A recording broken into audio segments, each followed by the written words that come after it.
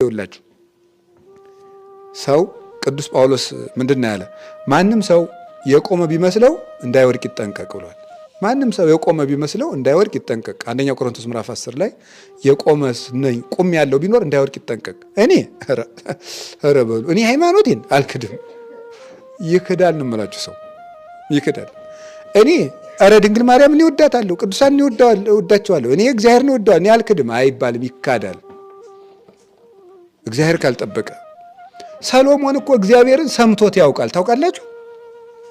በገባኦን ተራራ ላይ ሂዶ እግዚአብሔር ሆይ ጥበብን ስጠኝ ብሎ ሲጸልይለት እኮ እግዚአብሔር ምን ብሎታል? ተገልጾ ጥበብን ሰጥቻለሁ፣ ሀብትንም ሰጥቻለሁ፣ ካንተም በኋላ ካንተም በፊት እንዳንተ ያለ ሰው አይነሳም ብሎታል እኮ።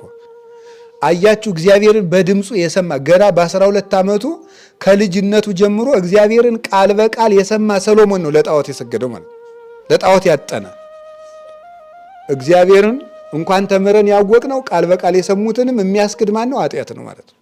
ኃጢአት እግዚአብሔርን ቃል በቃል የሰሙትን እንኳን ሳይቀር ያስክዳል። ተማሪነት ብትሉት፣ መምህርነት ብትሉት፣ ቅድስና ብትሉት፣ ራእያ ያለው ድንግል ማርያም ተገልጻልኝ ታውቃለች ብንል በፍጹም የአቅማችን እየተፍጨረጨርን እግዚአብሔር ሆይ ማረን እያልን ከምሕረቱ ደጅ ካልተጠጋን ያዳቆነ ሰይጣን ሳያቀስ አይቀርም ነው የሚባለው። በኃጢአት ያስጀመረ ሰይጣን በክደት ያስፈጽማል። ዲያብሎስ እንደዚህ ነው የሚያደርገው። የኃጢአት አስከፊነቱ እሱ ነው።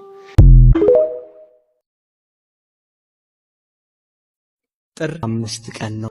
አባታችን ገብረ መንፈስ ቅዱስ ሰውነቱን ከቀን ወደ ቀን በልዩ ልዩ ገድል ይቀጣት ነበር። ነምሮቹና ናብስቱ ራሳቸውን ዝቅ አድርገው ተገዙለት፣ ከእርሱ ጋር ተስማምተው ኖሩ። ሁሉም ብፁዕ አባታችንን ሊጎዱት አልቻሉም።